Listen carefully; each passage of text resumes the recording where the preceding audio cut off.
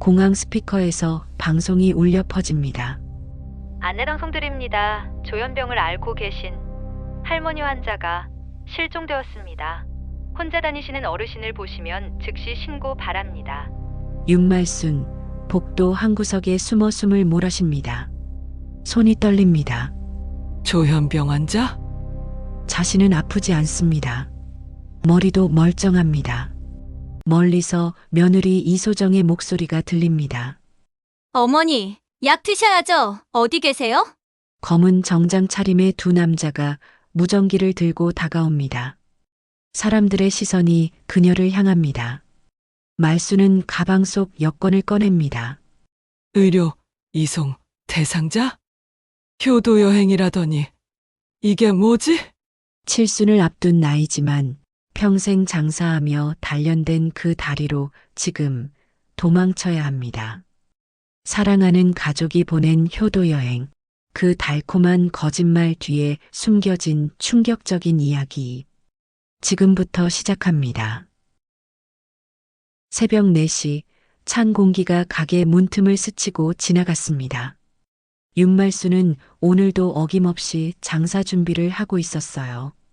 큰 냄비에서는 미역국이 보글보글 끓고 국자 부딪히는 소리가 조용한 골목에 울려 퍼졌습니다. 그 익숙한 손놀림에는 평생의 세월이 배어 있었죠. 30년 넘게 이 자리를 지켜온 손이었습니다. 칠순을 코앞에 둔 그녀는 잠깐 허리를 펴며 하늘을 올려다봤습니다. 아직 어둠이 채 가시지 않은 하늘이었어요. 남편이 떠난 뒤로 이 새벽 시간만이 그녀에게 유일한 쉼표 같은 시간이었습니다. 그때 휴대폰이 울렸어요. 화면에는 며느리 이소정의 이름이 떴습니다. 어머니, 이번엔 저희가 마련한 특별한 선물이 있어요. 소정의 목소리는 꿀처럼 달콤했습니다. 칠순 기념으로 해외여행 보내드리려고요. 비행기표며 호텔이며 다 예약해놨어요. 어머니는 정말 아무것도 신경 안 쓰셔도 돼요. 말수는 처음엔 환하게 웃었지만 가슴 한구석이 묵직했습니다. 평생을 가게와 집 사이만 오가며 살아온 그녀에게 해외여행이란 남의 나라 이야기였거든요. 텔레비전에서나 보던 풍경이었습니다. 그래도 며느리의 정성이 고마워 눈시울이 뜨거워졌습니다. 우리 애들이 이런 걸 다 챙겨주다니 참 효자네요. 그녀는 혼잣말처럼 나지막이 중얼거렸습니다. 전화를 끊고 나서도 말수는 한참을 멍하니 서 있었습니다. 기쁜 마음 반, 걱정스러운 마음 반이었어요. 내가 비행기를 탈 수 있을까? 말도 안 통하는 곳에서 길을 잃으면 어쩌지? 그런 생각들이 머릿속을 맴돌았습니다. 다음 날 아침 대문 앞에 커다란 여행 가방이 놓여 있었어요. 소정이 보내온 거였습니다. 가방 안에는 깨끗한 옷가지며 세면도구, 그리고 정갈하게 정리된 약통까지 들어 있었죠. 옷 하나하나에 포스트잇이 붙어 있었습니다. 첫째 날, 둘째 날, 셋째 날이라고 적혀 있었어요. 그 꼼꼼함에 말수는 또 한 번 감동했습니다. 비행기 타실 때 긴장되실까 봐요. 이거 드시면 편안하게 주무실 수 있어요. 소정은 그 말과 함께 하얀 알약이 든 작은 통을 내밀었습니다. 병원에서 처방받은 거예요. 수면보조제라고. 할머니들 비행기 타실 때 많이 드세요. 말수는 약통을 손바닥에 올려놓고 한참을 들여다봤습니다. 투명한 플라스틱 통 안에 하얀 알약 4알이 조용히 담겨 있었어요. 이거 드시면 깊이 주무실 거예요. 비행기 안에서 편하게 쉬시다가 도착하시는 거죠. 소정은 그렇게 말하며 미소 지었습니다. 그런데 그 웃음이 유난히 길게 느껴졌죠. 말수는 그 순간 묘한 기분이 들었지만 며느리의 성의를 의심할 수는 없었습니다. 소정아, 정말 고맙구나. 내가 무슨 복이 있어서 이런 며느리를 만났는지 모르겠네. 말순의 목소리가 떨렸습니다. 소정은 그녀의 손을 꼭 잡았어요. 어머니가 평생 고생만 하셨잖아요. 이번엔 편히 쉬다 오세요. 저희가 다 알아서 할게요. 그날 밤 말수는 오래된 캐리어를 꺼내 짐을 챙겼습니다. 여권과 남편 사진이 든 낡은 지갑도 넣었어요. 지갑 속에는 결혼 50주년 기념으로 찍은 사진이 들어 있었습니다. 여보, 당신이 살아 계셨으면 함께 갔을 텐데요. 나 혼자 이런 호강을 해도 되는 건지 모르겠네요. 그녀의 목소리는 조용했고 방 안은 깊이 고요했습니다. 거울 앞에 서서 자신의 모습을 바라봤습니다. 주름진 얼굴, 굽은 허리, 거친 손. 이 나이에 해외여행이라니 믿기지 않았습니다. 동시에 가슴 한구석이 두근거리기도 했어요. 평생 한 번도 가보지 못한 세상을 보게 된다는 설렘이었습니다. 불을 끄고 누웠지만 쉽게 잠이 오지 않았습니다. 며느리의 웃는 얼굴과 약통이 자꾸만 떠올랐어요. 짐 싸실 것 없어요. 어머니는 몸만 편히 오세요. 그 말이 귓가에서 맴돌았습니다. 왜인지 그 말이 과하게 친절하게 느껴졌습니다. 하지만 그런 생각을 하는 자신이 며느리에게 미안했어요.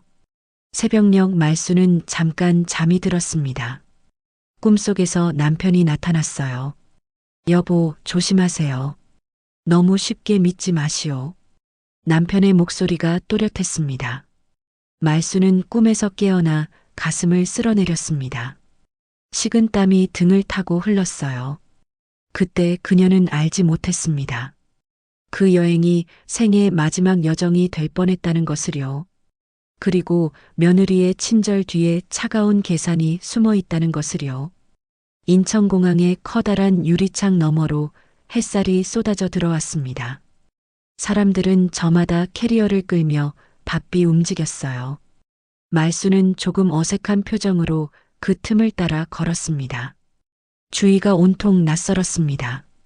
이렇게 큰 건물에 와본 것도 오랜만이었고 외국인들도 많이 보였어요. 손에는 며느리가 미리 챙겨준 여권과 탑승권이 꼭 쥐어져 있었죠. 어머니, 그냥 맡기세요. 저희가 다 알아서 할게요. 소정은 다정하게 말하며 말순의 가방을 받아들었습니다. 그녀의 목소리는 평소보다도 더 부드러웠습니다. 옆에는 아들도 함께 있었어요. 엄마, 편히 다녀오세요. 가게 일은 걱정 마시고요. 아들의 말에 말수는 환하게 웃으며 고개를 끄덕였어요. 탑승 수속 창구로 가는 길 말수는 공항의 풍경을 신기한 듯 둘러봤습니다.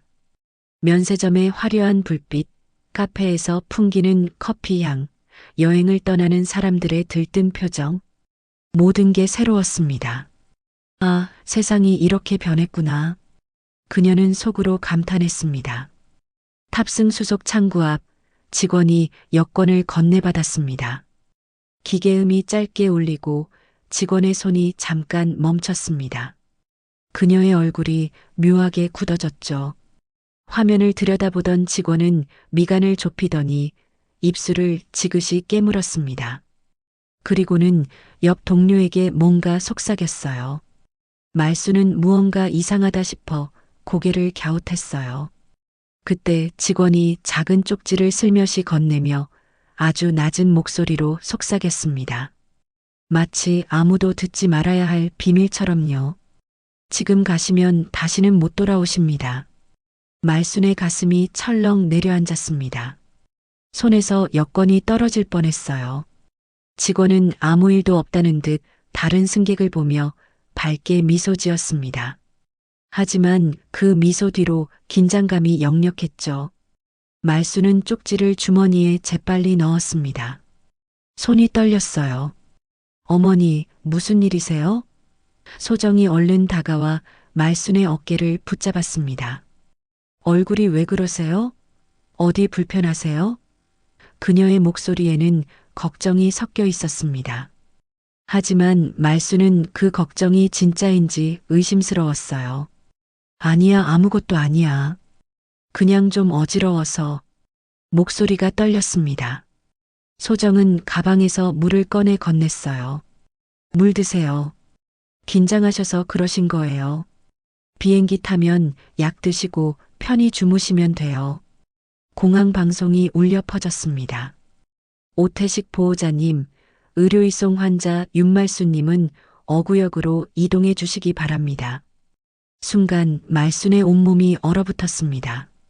자신이 요청한 적도 없는 방송이 흘러나온 것이었어요. 더군다나 의료이송 환자라니. 자신은 환자가 아니었습니다.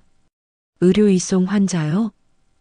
그녀가 나지막이 되뇌었습니다. 소정의 표정이 순간 굳었죠. 아, 그거요? 여행사에서 잘못 입력한 거래요. 신경 쓰지 마세요, 어머니. 제가 가서 정정하고 올게요. 그녀는 밝게 웃었지만 눈빛이 흔들렸습니다. 말수는 가슴속이 차갑게 식어가는 걸 느꼈습니다. 창밖으로 비행기가 날아오르고 발밑으로 진동이 느껴졌어요. 그 순간에도 직원의 말이 귓전을 맴돌았습니다. 지금 가시면 다시는 못 돌아오십니다. 그 한마디가 머릿속에서 떠나지 않았어요. 말수는 천천히 주위를 둘러봤습니다.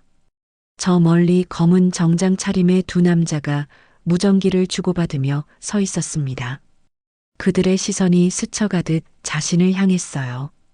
심장이 마구 뛰기 시작했습니다. 본능적으로 위험을 감지한 것이었죠. 이상해. 뭔가 이상해. 말수는 속으로 되뇌었습니다. 며느리의 과한 친절, 미리 준비된 짐, 수면제, 의료이송이라는 단어. 퍼즐 조각들이 하나씩 맞춰지기 시작했습니다. 아직 전체 그림은 보이지 않았지만 그림이 불길하다는 건 알 수 있었어요. 그리고 그때 말수는 결심했습니다. 평생을 살아오며 쌓아온 직감이 그녀에게 말하고 있었습니다. 도망쳐. 지금 당장. 잠깐만요. 화장실 좀 다녀올게요. 그녀는 애써 웃으며 몸을 돌렸습니다. 소정은 당황한 듯 붙잡으려 했지만 이미 늦었어요. 어머니, 제가 같이 갈게요. 소정의 목소리가 뒤에서 들렸지만 말수는 귀를 닫았습니다. 윤말순의 발걸음이 공항 복도를 향해 재빠르게 움직였습니다. 칠순을 앞둔 나이였지만 그 순간만큼은 젊은 사람처럼 빨랐어요. 조용히 하지만 굳건한 의지로요. 생존 본능이 그녀를 움직이고 있었습니다. 윤말수는 공항 복도 끝을 향해 숨가쁘게 걸었습니다. 머릿속이 하얗게 비었어요. 발소리가 점점 커지고 뒤에서 들려오는 며느리의 목소리가 점점 멀어졌습니다. 어머니, 저쪽 아니에요. 이쪽이에요. 그녀는 뒤돌아보지 않았습니다. 가슴이 쿵쿵거렸어요. 복도를 따라 걸으며 말수는 주머니 속 쪽지를 만졌습니다. 그 종이 한 장이 유일한 증거였어요. 지금 가시면 다시는 못 돌아오십니다. 왜 그 직원은 자신에게 경고를 했을까요? 무엇을 알고 있었던 걸까요? 복도 끝, 직원 출입문 옆에 서 있던 청소 아주머니가 놀란 눈으로 그녀를 바라봤습니다. 두 사람의 눈이 마주쳤어요. 청소 아주머니는 말순의 표정에서 뭔가를 읽은 듯 했습니다. 저기 안으로 잠깐 들어가도 될까요? 말순은 숨을 헐떡이며 물었습니다. 청소 아주머니는 잠깐 머뭇거렸습니다. 규칙을 어기는 일이었으니까요. 하지만 그 절박한 눈빛에 고개를 끄덕였어요. 빨리 들어오세요. 그녀는 문을 열어주었습니다. 그녀는 걸레통 옆 좁은 통로로 몸을 숨겼습니다. 문이 닫히자 바깥 소리가 멀어졌습니다. 숨을 가다듬으려 했지만 다리가 자꾸 떨렸어요. 온몸에서 식은 땀이 흘렀습니다. 청소 아주머니가 물을 한 컵 건넸어요. 무슨 일이세요? 말수는 대답하지 못했습니다. 자신도 정확히 무슨 일인지 몰랐으니까요. 다만 위험하다는 것, 지금 떠나면 안 된다는 것만 알았습니다. 고맙습니다. 그녀는 그 말만 간신히 했어요. 그때 휴대폰이 울렸습니다. 화면에는 아들의 이름이 떠 있었습니다. 말수는 손이 떨렸지만 전화를 받았어요. 엄마, 지금 어디 계세요? 며느리가 엄청 찾고 있어요. 어머니가 갑자기 사라지셔서 다들 놀랐어요. 아들의 목소리에는 당혹감이 섞여 있었습니다. 말수는 입술을 꽉 깨물었습니다. 아들에게 뭐라고 말해야 할까요? 며느리가 날 죽이려 한다고 말할 수 있을까요? 아들이 믿어줄까요? 나 그냥 잠깐 쉬고 있어. 어지러워서. 그렇게 말하는 것이 고작이었습니다. 수화기 너머로 이상한 소음이 들렸습니다. 그리고 며느리의 목소리가 들렸어요. 어머니, 괜찮으시죠? 약은 드셨어요?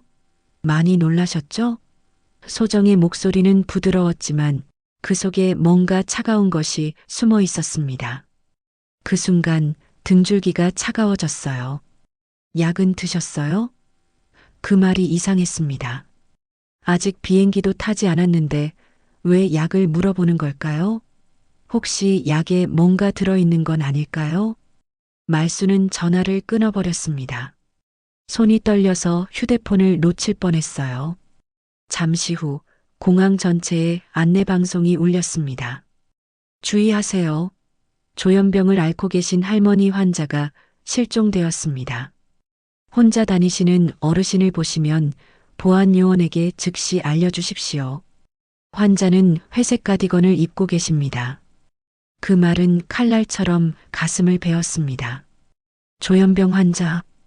그 말이 온몸을 짓눌렀어요. 자신을 정신병자로 만들고 있었습니다. 사람들이 자신을 위험한 사람으로 볼 것이었어요. 청소 아주머니가 놀란 눈으로 말순을 바라봤습니다. 할머니 혹시 말순은 고개를 저었어요. 아니에요. 저는 멀쩡해요. 이건 거짓말이에요. 저를 잡아가려는 거예요. 청소 아주머니는 잠시 망설였습니다. 하지만 말순의 또렷한 눈빛을 보고 고개를 끄덕였어요. 믿을게요. 여기 잠깐 더 계세요. 하지만 말순은 고개를 저었습니다. 오래 있으면 아주머니한테 피해가 가요. 나가야 해요. 그녀는 문을 열고 밖을 살폈습니다. 사람들의 눈빛이 달라졌습니다. 복도 저쪽에서 보안요원이 무전기를 들고 주위를 살피고 있었어요. 사람들이 서로 속삭이며 주위를 둘러보고 있었습니다. 말수는 머리수건을 벗어 가방에 넣고 가방에서 다른 옷을 꺼내 걸쳤습니다. 조금이라도 모습을 바꿔야 했어요. 반대편으로 발걸음을 옮겼습니다. 걸음은 느렸지만 눈빛만은 단단했어요. 사람들 틈에 섞여 천천히 걸었습니다. 너무 빠르면 눈에 띌 것이고 너무 느리면 잡힐 것이었습니다. 이게 대체 무슨 일이람 나를 왜 그녀는 나지막이 중얼거렸습니다. 갑자기 복도 끝 유리창에 비친 자신의 모습이 보였어요. 지치고 초라한 할머니의 얼굴이었습니다. 주름진 얼굴, 굽은 어깨. 하지만 그 눈동자 안에는 분명한 두려움과 의심이 함께 있었습니다. 그때 멀리서 보안요원이 다가왔습니다. 저기요, 할머니. 괜찮으세요? 어디 불편하신 곳 있으세요? 말수는 손에 여권을 꼭 쥐었습니다. 괜찮아요. 그냥 잠깐 길을 헤맸을 뿐이에요. 손녀를 기다리고 있어요. 요원의 시선이 잠깐 여권을 훑었습니다. 의료이송 대상자라는 빨간 글씨가 찍혀 있었어요. 그의 눈빛이 흔들렸습니다. 실례지만 여권 좀 확인해도 될까요? 그 순간 말수는 반대편 통로로 몸을 돌렸습니다. 아이고, 저기 우리 손녀가 오네요. 그렇게 말하며 사람들 틈으로 빠르게 걸어갔어요. 손에 든 가방이 다리에 부딪혀 불편했지만 놓을 수 없었습니다. 순간 공항 스피커에서 다시 방송이 흘러나왔습니다. 실종자 윤말순, 회색 가디건 차림, 현재 보안구역 내 이동 중입니다. 이분은 조현병 환자이시며 혼란 상태에 있습니다. 발견 즉시 신고 바랍니다. 그녀는 더 이상 망설이지 않았습니다. 작은 몸이 사람들 틈 속으로 스며들었어요. 그 뒤로 검은 정장 차림의 두 남자가 무전기를 든 채 빠르게 뒤따랐습니다. 공항의 환한 불빛 아래 한 할머니의 그림자가 길게 드리워졌습니다. 그 발걸음마다 절박함이 묻어 있었어요. 윤말수는 자신이 이제 단순한 여행객이 아니라는 걸 깨달았습니다. 거대한 거짓 속에 갇혔다는 사실을요. 그리고 여기서 벗어나지 못하면 정말로 다시는 돌아오지 못할 것이라는 사실을요. 공항 보안실 안은 싸늘했습니다.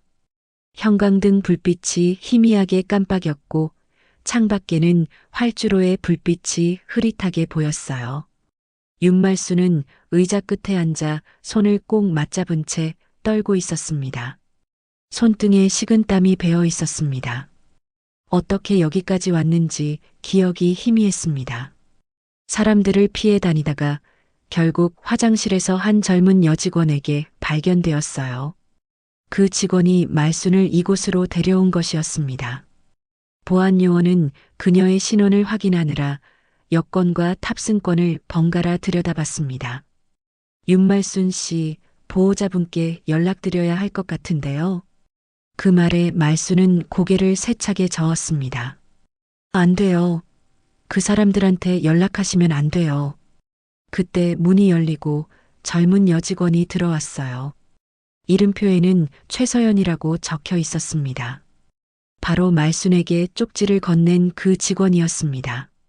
서연은 조심스러운 표정으로 말순 앞에 다가와 나지막이 말했습니다. 윤말순 할머니시죠?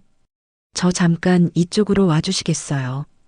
보안요원님, 제가 잠깐 모시고 가도 될까요? 그녀의 눈빛에는 긴장과 확신이 함께 어려 있었습니다.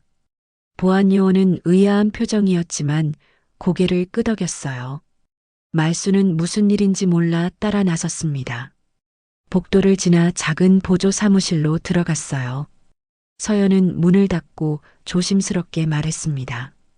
할머니, 제가 오늘 아침 쪽지 드렸던 직원이에요. 기억하세요? 말순은 고개를 끄덕였습니다. 당신이 왜 그런 걸 알려줬어요? 서연은 노트북을 펼쳤습니다. 화면에는 수십 개의 파일이 떠 있었어요. 파일 제목에는 의료이송 보호자 오태식이라는 말이 반복되고 있었습니다. 저는 몇 달 전부터 이상한 패턴을 발견했어요. 효도 여행을 간다는 어르신들이 계속 의료이송으로 등록되는 거예요. 그리고 그분들이 출국하신 후에 연락이 끊기더라고요. 서연의 목소리가 떨렸습니다. 이게 무슨 얘기인가요? 말순의 목소리도 떨렸습니다. 서연은 화면을 가리켰습니다. 이건 최근 몇 달간 효도 여행을 이유로 출국하려던 어르신들 명단이에요. 대부분 떠나신 후 연락이 끊겼습니다. 그녀의 말투는 조심스러웠지만 확고했어요. 보호자 이름이 전부 똑같아요. 오태식? 말수는 숨이 막히는 것 같았습니다. 오태식이라니 그게 누군가요? 우리 며느리는 이소정인데요. 서연은 잠깐 망설이다가 화면을 확대했습니다. 거기에는 며느리 이소정의 과거 출입국 기록도 함께 나와 있었어요. 그 옆에 동반자 오태식 보험 설계사이라는 글자가 선명했습니다. 이 오태식이라는 사람, 할머니, 며느리분과 여러 번 함께 출입국했어요. 그리고 매번 의료이송으로 어르신 한 분씩을 데려갔습니다. 서연이 파일을 하나씩 열어보였습니다. 이분 모두 돌아오지 못하셨어요. 말순의 눈동자가 흔들렸습니다. 화면 속 어르신들의 얼굴이 보였어요. 자신과 비슷한 나이의 할머니들이었습니다. 모두 환하게 웃고 있는 사진들이었죠. 여행을 떠나기 전 찍은 사진들이었을 겁니다. 그럼 우리 며느리가 그 사람하고 말순의 목소리가 끊겼습니다. 함께 일하고 있었던 것 같아요. 서연이 차분하게 말했습니다. 이건 단순한 실수가 아닙니다. 다 짜놓은 계획이에요. 말순의 입술이 새하얗게 굳었습니다. 자신이 믿어온 가족의 얼굴이 서서히 낯설게 변해가는 기분이었어요. 며느리가 해준 밥, 함께 웃었던 시간, 명절 때마다 찾아온 모습들. 그 모든 게 거짓이었단 말인가요? 할머니 여권에 의료이송 대상자라고 찍혀 있던 이유가 바로 이겁니다. 서연은 다른 화면을 보여줬어요. 거기에는 거액의 보험증권이 나와 있었습니다. 보험금을 노리고 해외 요양 명목으로 어르신들을 데려가는 조직이에요. 그리고 그곳에서 서연은 더 이상 말을 잇지 못했습니다. 하지만 말수는 알 수 있었어요. 그곳에서 어르신들에게 무슨 일이 일어났는지를요. 그럼 나도 가기만 했으면 그녀의 목소리가 거의 속삭임처럼 가늘게 흘렀습니다. 온몸에 소름이 돋았습니다. 며느리가 건넨 그 약. 혹시 그 약을 먹었다면 어떻게 됐을까요? 비행기 안에서 깊이 잠들어 깨어나지 못했을까요? 서연이 말순의 손을 꼭 잡았습니다. 아직 늦지 않았어요. 할머니가 살아계셔서 증언할 수 있어서 다행이에요. 그녀의 손이 따뜻했습니다. 컴퓨터 화면 속엔 사라진 어르신들의 이름이 차례로 지나갔습니다. 김영분, 박순자, 이말자, 최봉순 그중 몇 분은 사진조차 남아있지 않았습니다. 말수는 모니터 빛을 바라보며 입을 다물었어요. 이분들 가족들은 모르는 건가요? 가족들도 속았을 거예요. 효도 여행 보냈다고 해외 요양시설에 계신다고 믿었겠죠. 그러다가 어느 날 보고 소식을 듣고 자연사했다고 들었을 거예요. 서연의 목소리가 가라앉았습니다. 말수는 가슴이 미어지는 것 같았습니다. 저 할머니들도 자신처럼 며느리를, 가족을 믿었을 겁니다. 효도한다는 말에 감동했을 거예요. 그리고 비행기에 올랐을 것이고 다시는 고향 땅을 밟지 못했을 것입니다. 저희가 이미 경찰에 연락했습니다. 서연이 단호하게 말했습니다. 하지만 잠시 여기 계셔야 해요. 밖에서는 이미 할머니를 정신이 이상한 사람으로 만들고 있을 거예요. 그렇게 해야 할머니의 말을 아무도 안 믿으니까요. 그 말에 말수는 천천히 고개를 들었습니다. 눈가에는 눈물이 맺혔지만 표정에는 더 이상 두려움이 없었습니다. 대신 단단한 분노가 그 자리를 채우고 있었어요. 자신을 위한 분노가 아니라 저 사라진 할머니들을 위한 분노였습니다. 내가 증언할 수 있어요. 내가 본 것, 들은 것 다 말할 수 있어요. 말순의 목소리가 떨렸지만 힘이 있었습니다. 이 사람들을 잡아야 해요. 더 이상 피해자가 나오면 안 돼요. 서연은 고개를 끄덕였습니다. 할머니가 용기 내주셔서 감사해요. 할머니의 증언이 이분들을 구하는 길이 될 거예요. 서연은 마지막으로 모니터 화면을 닫았습니다. 지금부터는 절대 혼자 움직이시면 안 돼요. 경찰이 올 때까지 제가 옆에 있을게요. 창밖으로는 비행기가 한 대 이륙하고 있었어요. 엔진 소리가 길게 울렸습니다. 그 소리는 마치 누군가의 경고처럼 공기를 가르고 있었습니다. 하지만 이제 말수는 두렵지 않았어요. 자신이 할 일을 알았으니까요. 진실을 말하고 정의를 되찾는 것. 그것이 저 사라진 할머니들을 위해 자신이 할 수 있는 일이었습니다. 공항 경찰 사무실의 불빛이 새벽빛처럼 흐릿했습니다. 책상 위에는 온갖 서류와 노트북이 어지럽게 놓여 있었어요. 박도윤 경위는 커피잔을 내려놓으며 말순의 진술서를 꼼꼼히 읽고 있었습니다. 그의 얼굴에는 놀라움과 의심이 동시에 스쳐갔습니다. 효도 여행이 아니라 의료이송으로 등록돼 있었다고요? 그가 되묻자 말수는 차분히 고개를 끄덕였습니다. 공항 직원분이 보여줬어요. 그 이름 오태식이라고요. 저는 그 사람이 누군지도 몰라요. 도윤은 펜을 놓고 말순을 바라봤습니다. 할머니, 지금 하시는 말씀이 정말 중요합니다. 혹시 며느리분이 평소에 이상한 행동을 하신 적 있나요? 말수는 잠시 생각했습니다. 글쎄요, 돌이켜보니 이상한 게 많았어요. 작년에 갑자기 보험을 새로 들자고 하더라고요. 큰 돈이 드는 보험이었는데 자기들이 다 낼 테니까 엄마는 서명만 하라고 했어요.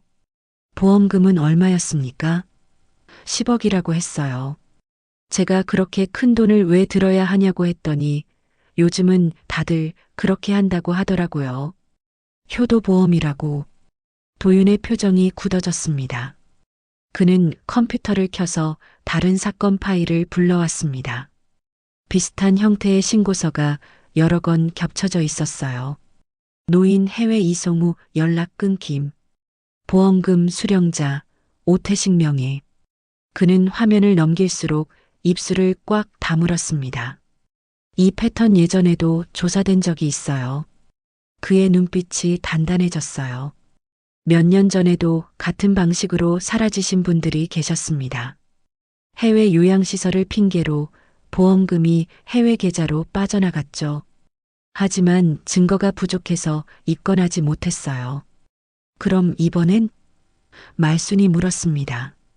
이번엔 할머니가 계십니다. 살아서 증언할 수 있는 분이 계시다는 게 달라요. 도윤은 진지하게 말했습니다. 할머니가 경험하신 모든 것이 증거가 됩니다. 말수는 의자 팔걸이를 꼭 움켜쥐었습니다. 그럼 우리 며느리는 그 사람하고 연결돼 있을 가능성이 매우 높습니다. 도윤은 그렇게 말하며 프린트를 꺼내 들었습니다. 이건 지난달에 사라진 피해자 중 한 분이에요. 이름은 김영분 할머니. 보호자란 사람의 이름도 오태식이었어요. 그리고 며느리 이름이 이소정. 말순의 손에서 종이가 살짝 떨렸습니다. 그녀는 아무 말도 하지 못했어요. 가슴속 어딘가가 천천히 무너지는 것 같았습니다. 김영분. 그 이름을 어디서 들어본 것 같았어요. 혹시 소정이 말했던 시어머니 친구분이 아니었을까요? 할머니, 혹시 이분 아세요? 도윤이 사진을 보여줬습니다. 말수는 사진을 보고 놀라 손으로 입을 가렸어요. 이분 작년에 우리 집에 오셨던 분이에요. 소정이가 데리고 왔어요. 친정 어머니 친구분이라고. 도윤의 눈빛이 날카로워졌습니다.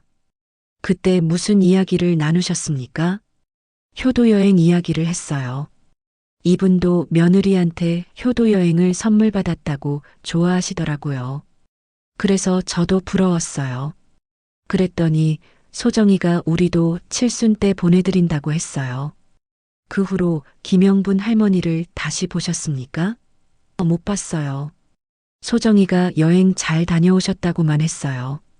그리고 몇 달 후에 돌아가셨다는 얘기를 들었어요. 해외 요양원에서. 사무실이 조용해졌습니다. 도윤은 천천히 고개를 끄덕였어요. 계획적이었군요. 할머니한테 다른 피해자를 보여주면서 안심시키고 유인한 거예요. 말수는 두 손으로 얼굴을 감쌌습니다. 내가 그때 이상하다고 느꼈어야 했는데 왜 김영분 씨 가족들이 장례식에도 안 왔는지 왜 의문을 안 가졌을까요? 할머니 잘못이 아닙니다. 도윤이 단호하게 말했습니다. 이들은 전문가예요. 사람들의 신뢰를 악용하는데 능숙한 사람들입니다. 도윤은 서랍에서 녹음기를 꺼내 말했습니다. 이제부터는 모든 말씀을 녹음하겠습니다. 윤말순 할머니의 증언이 이 사건의 핵심 증거가 될 겁니다. 그의 목소리엔 확신이 담겨 있었어요. 말순은 고개를 끄덕였어요. 제가 본 대로 들은 대로 다 말씀드릴게요. 그녀의 목소리는 작았지만 단단했습니다. 약을 권하고 여권을 챙기고 공항까지 데려온 것도 전부 우리 며느리 손이었어요. 그리고 그날 아침 약을 꼭 먹으라고 몇 번이나 확인했어요. 녹음기의 빨간 불빛이 깜빡였습니다. 그 작은 불빛이 방안 공기를 가르는 듯 했어요. 도윤은 펜을 들고 사건 일지를 적기 시작했습니다. 피해자 진술 일시 10월 7일 16시 40분. 공항 보안실. 며느리분이 건넨 약 아직 가지고 계십니까? 네, 가방에 있어요. 한 알도 안 먹었어요. 말순이 가방을 뒤져 약통을 꺼냈습니다. 도윤은 장갑을 끼고 조심스럽게 받았어요. 이걸 분석에 보내겠습니다. 만약 수면제 이상의 성분이 나온다면 살인 미수죄가 추가됩니다. 창밖으로는 저녁 비행기가 날아오르는 소리가 들렸습니다. 엔진음이 멀어지자 방 안의 정적이 더 짙어졌습니다. 그 침묵 속에서 한 할머니의 용기가 작은 불씨처럼 타오르고 있었습니다. 그 불빛이 곧 어둠 속 길이 될 것 같았어요. 도윤은 조용히 자리에서 일어났습니다. 이제부터는 저희가 지켜드리겠습니다. 할머니는 임시보호시설로 가셔야 합니다. 혹시 모를 위협으로부터 보호하기 위해서예요. 그 말에 말수는 희미하게 웃었어요. 그 미소는 짧았지만 분명히 두려움을 넘어선 얼굴이었습니다. 고맙습니다. 처음엔 무서웠는데 이제는 화가 나요. 이 사람들을 꼭 잡아야 해요. 도윤은 고개를 끄덕였습니다. 꼭 잡겠습니다. 할머니의 용기가 많은 분들을 구할 겁니다. 며칠 후 서울경찰청 회의실.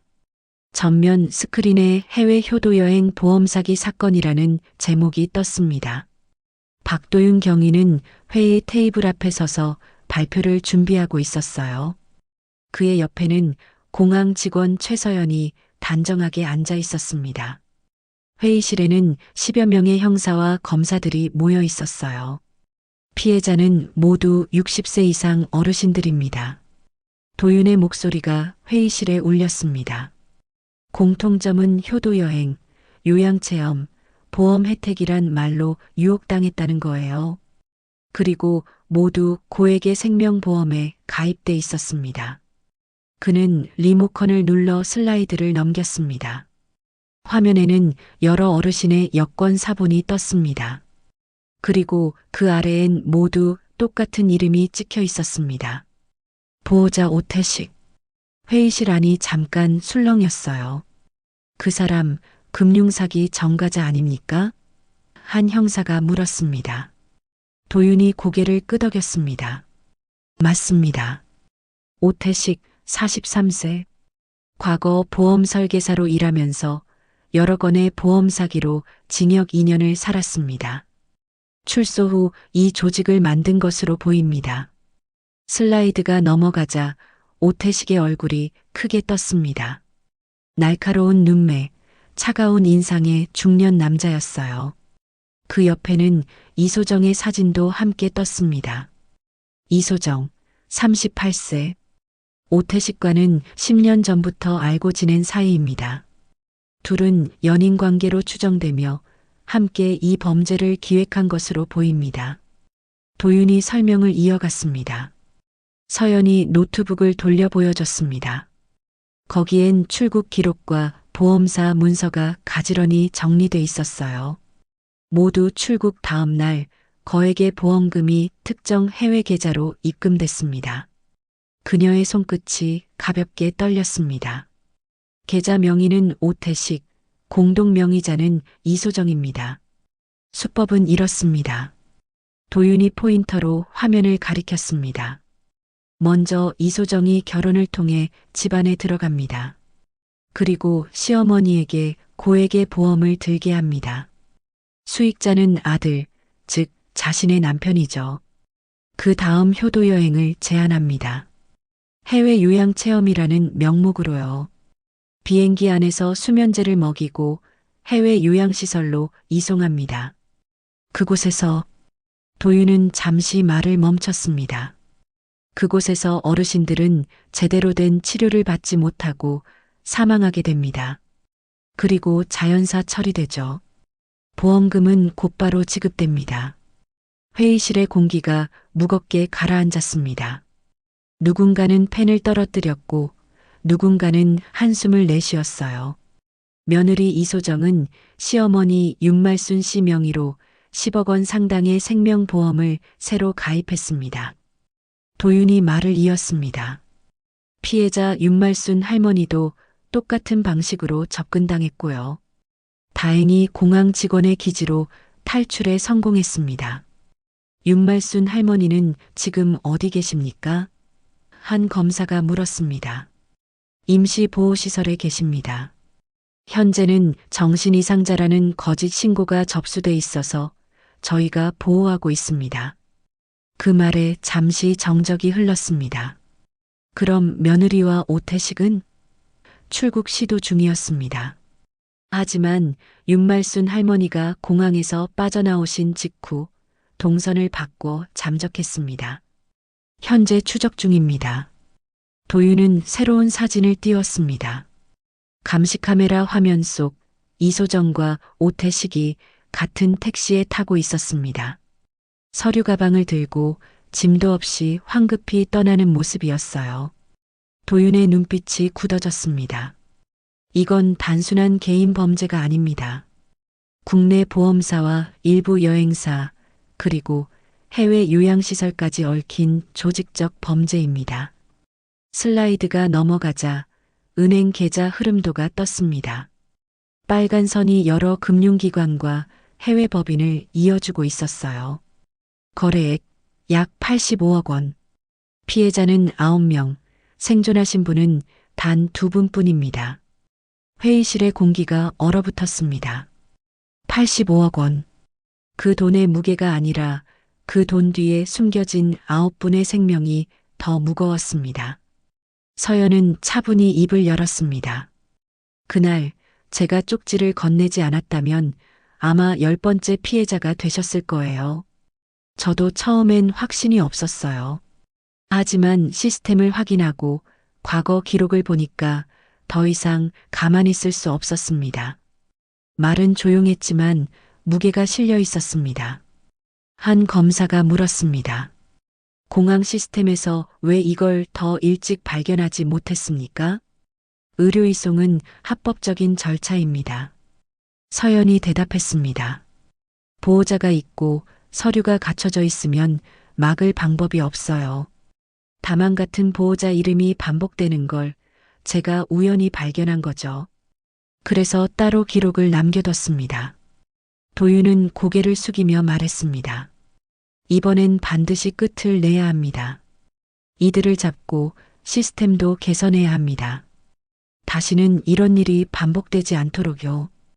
회의실 불빛 아래 모두의 얼굴에 결연한 표정이 떠올랐습니다. 그날의 기록은 새 파일명으로 저장됐습니다. 프로젝트 M 효도여행. 이제부터 이 거대한 거짓의 사슬을 끊기 위한 추적이 본격적으로 시작되는 것이었어요. 회의가 끝난 후 도윤은 서연과 함께 복도를 걸었습니다. 고맙습니다. 당신이 아니었으면 윤말순 할머니도 구하지 못했을 거예요. 서연은 고개를 저었습니다. 할머니가 용기를 내셨어요. 저는 그냥 쪽지 한 장 건넨 것뿐이에요. 그 쪽지 한 장이 생명을 구했습니다. 도윤이 진심으로 말했습니다. 이제 우리가 할 일은 이들을 잡는 겁니다. 할머니의 용기에 보답하는 길이죠. 두 사람은 창밖을 바라봤습니다. 서울의 야경이 반짝이고 있었어요. 저 불빛 아래 어딘가에 오태식과 이소정이 숨어 있을 것입니다. 하지만 이제 시간 문제였어요. 진실은 언젠가 드러나게 되어 있으니까요. 인천공항 출국장은 이른 아침부터 붐볐습니다. 스피커에서는 탑승 안내 방송이 흘러나오고 사람들의 캐리어 끄는 소리가 낮게 이어졌어요. 그 틈을 비집고 검은 정장 차림의 남자와 여자가 입구 쪽으로 걸어오고 있었습니다. 오태식과 이소정이었죠. 그들의 걸음은 빠르지만 침착했습니다. 소정은 모자를 깊이 눌러쓰고 선글라스를 썼습니다. 태식은 서류 가방을 꽉 쥐고 있었어요. 그 안에는 위조된 문서와 출입국 신고서가 들어 있었습니다. 괜찮겠어요? 시어머니가 신고했을까요? 소정이 불안한 목소리로 물었습니다. 태식은 차갑게 웃었어요. 걱정 마. 우린 이미 그 할머니를 정신병자로 만들어놨어. 누가 믿겠어? 그래도 불안해요. 공항 직원이 이상하게 쳐다봤어요. 신경 쓰지 마. 30분만 버티면 돼. 비행기만 타면 끝이야. 그리 멀지 않은 곳, 경찰 박도윤과 공항 보안 요원들이 위치를 잡고 있었습니다. 무전기에서 낮은 목소리가 들렸어요. 대상자, 게이트 B-23 접근 중. 출입심사 직전입니다. 도윤은 고개를 끄덕이며 조용히 손짓했습니다. 최서연도 옆에 서 있었습니다. 그녀의 손에는 윤말순 할머니가 쓴 손편지가 들려 있었어요. 부디 이 사람들을 잡아주세요. 더 이상 저 같은 할머니가 나오지 않도록. 서연은 그 편지를 꼭 쥐었습니다.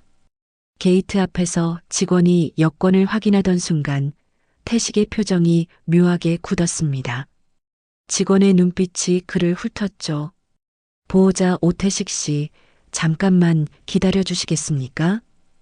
그 짧은 한마디가 전부였습니다. 태식은 순간 도망칠까 망설였습니다. 하지만 아직 확실하지 않았어요. 혹시 일상적인 확인일 수도 있었습니다. 무슨 문제라도 있나요? 그가 애써 침착하게 물었습니다. 바로 그때 내 방향에서 경찰이 동시에 움직였습니다. 움직이지 마세요. 경찰입니다. 소정이 놀라 비명을 질렀고 태식은 도망치려 했지만 이미 늦었습니다. 순식간에 경찰들이 둘을 에워쌌어요. 바닥에 떨어진 서류 가방에서 보험 서류와 계약서가 쏟아졌습니다. 종이들이 공항 바닥 위로 흩날렸어요. 그 종이 위에는 여러 어르신들의 이름이 적혀 있었습니다. 김영분, 박순자, 이말자, 그리고 윤말순. 사람들이 놀라 웅성거렸습니다. 그 소리 사이로 말순이 천천히 걸어 나왔어요. 그녀의 얼굴엔 더 이상 두려움이 없었습니다. 서연이 옆에서 조용히 그녀를 지켜보고 있었습니다. 어머니, 이소정이 말순을 보고 얼굴이 새하얗게 질렸습니다. 어머니, 오해예요. 저희가 뭘 잘못했다고 이러는 거예요. 그녀가 울먹이며 다가오려 했습니다. 하지만 경찰이 그녀를 막았어요. 말순은 며느리를 똑바로 바라봤습니다. 그 눈빛에는 분노도 원망도 아닌 깊은 슬픔이 담겨 있었습니다. 소정아, 말순의 목소리가 떨렸습니다. 나는 너를 진짜 딸처럼 생각했어.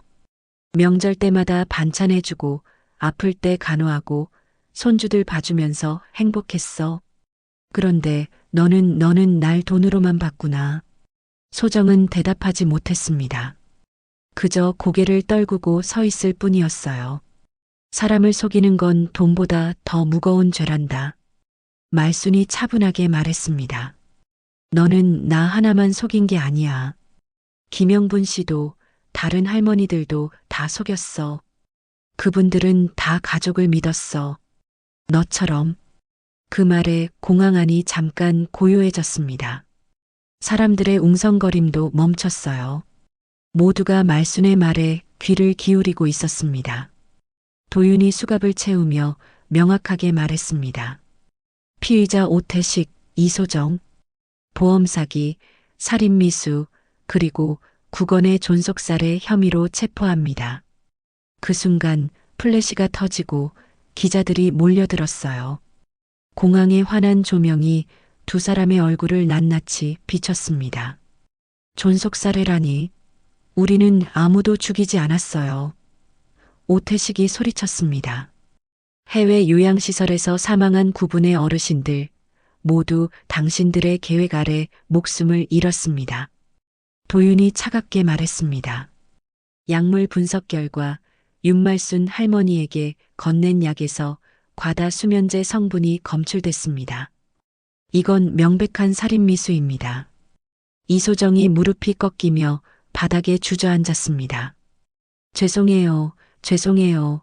어머니. 그녀가 울부짖었지만 말순은 더 이상 그녀를 보지 않았습니다. 유리창 너머에서 비행기가 날아오르고 있었습니다. 그 소리를 들으며 말순은 천천히 눈을 감았습니다. 긴 악몽이 끝난 듯한 표정이었어요. 그녀의 손에는 구겨진 쪽지가 아직도 쥐어져 있었습니다. 지금 가시면 다시는 못 돌아오십니다.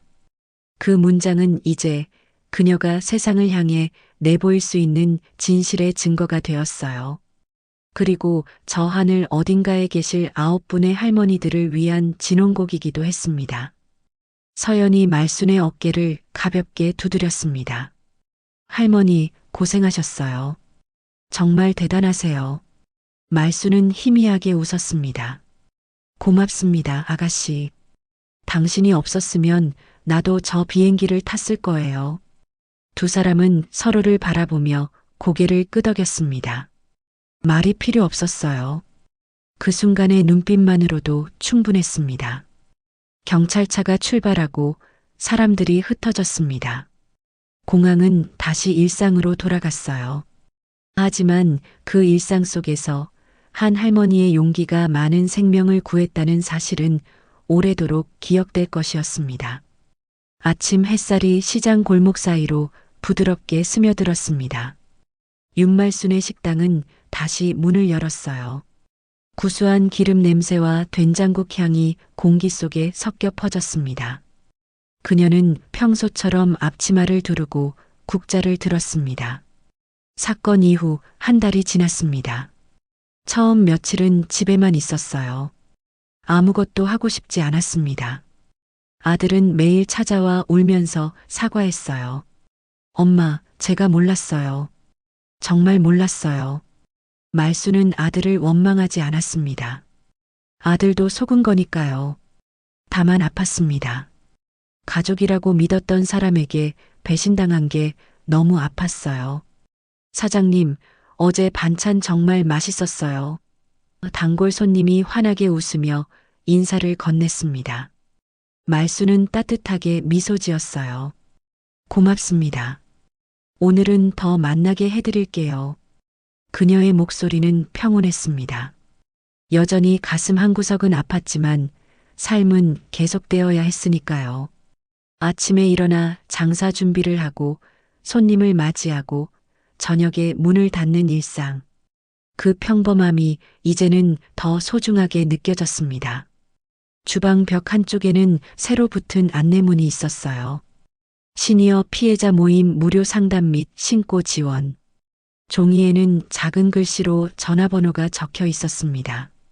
그 옆에는 혼자라 느끼실 때 함께 이야기 나눠요.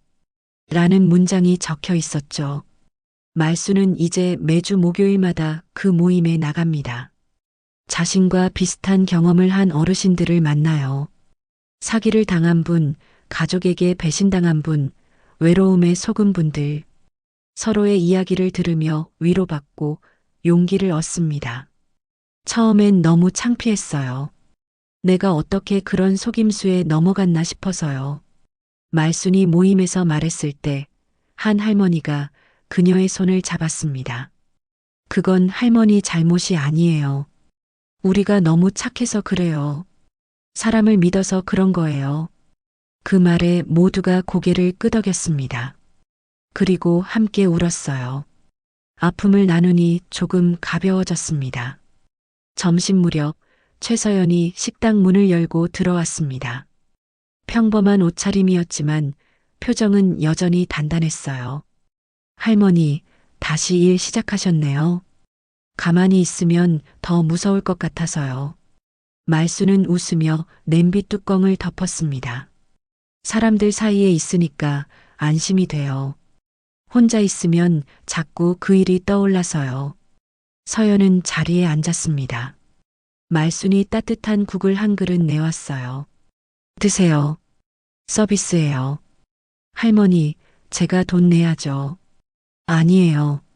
당신은 내 생명의 은인이잖아요. 두 사람은 잠깐 눈을 마주쳤습니다. 서연이 조심스럽게 물었습니다. 이제 좀 괜찮으세요? 말순은 천천히 고개를 끄덕였습니다. 완전히 괜찮아지려면 시간이 더 필요할 것 같아요. 하지만 예전보다는 나아요.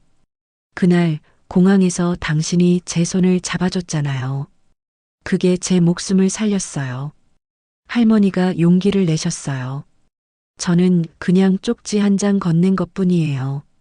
그 쪽지 한 장이 전부를 바꿨어요. 말순의 눈가에 눈물이 맺혔습니다. 그리고 다른 할머니들의 원한도 풀어준 거예요. 김영분 씨, 그분 가족들이 다녀갔어요. 진실을 알게 돼서 고맙다고 하시더라고요. 서연은 아무 말 없이 고개를 숙였습니다. 창밖에서는 아이들이 뛰어놀고 있었어요. 웃음소리가 식당 안까지 들려왔습니다. 그 소리가 마치 세상이 다시 움직이기 시작한 신호처럼 들렸습니다. 재판은 어떻게 됐어요? 서연이 물었습니다. 다음 달에 선고해요. 검사님이 최고형을 구형할 거래요. 말수는 잠시 말을 멈췄습니다. 처음엔 복수하고 싶었어요. 하지만 이제는 그냥 다시는 이런 일이 없었으면 좋겠어요. 저 같은 할머니가 더 이상 안 나왔으면 좋겠어요. 식당 한쪽의 라디오에서 잔잔한 가요가 흘러나왔습니다. 말수는 손을 닦으며 나지막이 중얼거렸어요. 효도란 건 선물이나 여행이 아니라 마음이잖아요. 진심으로 걱정해주고 자주 안부 물어주고 함께 시간을 보내는 거. 그걸 이제야 깨달았네요. 그녀는 반죽을 치대며 창가 쪽을 바라봤습니다. 햇살이 밀가루 위에 포근하게 내려앉았어요. 그 순간 모든 소음이 멈춘 듯 고요했습니다. 그녀의 손끝이 반죽을 주물 때마다 세상은 다시 따스해지고 있었죠. 할머니, 손주들은 자주 와요? 서연이 물었습니다. 아들이 주말마다 데리고 와요. 처음엔 아이들 앞에 서기가 부끄러웠어요. 할머니가 이런 일을 당했다는 게.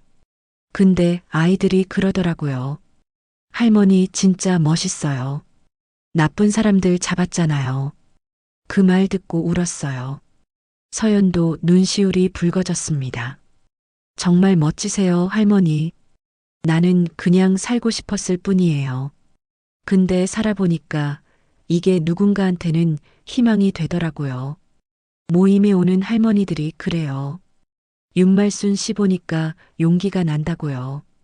윤말순의 눈가에 잔잔한 미소가 번졌습니다. 이제는 나도 누군가의 쪽지가 되어야죠. 누군가 힘들 때 나도 이겨냈어요. 당신도 할 수 있어요. 라고 말해줄 수 있는 사람이요. 그 말은 아주 조용했지만 확실한 다짐처럼 들렸습니다. 식당 밖으로는 사람들의 웃음소리가 퍼졌어요.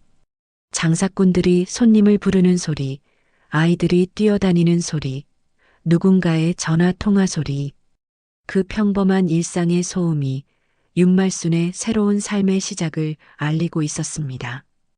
해가 중천에 올랐습니다. 점심시간이 되자 손님들이 하나둘 들어왔어요.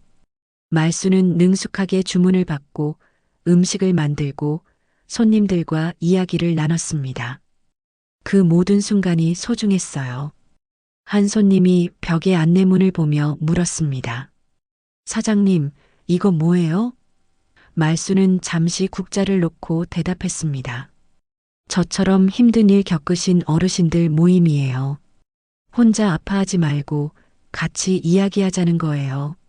사장님도 뭔가 있으셨어요? 네, 있었어요. 하지만 이겨냈어요. 그리고 이제는 다른 분들 도와드리려고요. 그 손님은 고개를 끄덕이며 사진을 찍었습니다. 우리 어머니한테 보여드려야겠어요. 요즘 어머니가 외로워하시거든요. 말수는 환하게 웃었습니다. 그러세요. 그리고 자주 안부 전화드리세요. 그게 제일 큰 효도예요. 해가 기울 무렵 서연이 자리에서 일어났습니다. 할머니, 저 이제 가볼게요. 다음 주에 또 올게요. 그래요. 조심히 가요, 아가씨. 서연이 나간 후 말수는 혼자 가게를 정리했습니다. 바닥을 닦고 그릇을 씻고 내일 장사 준비를 했어요.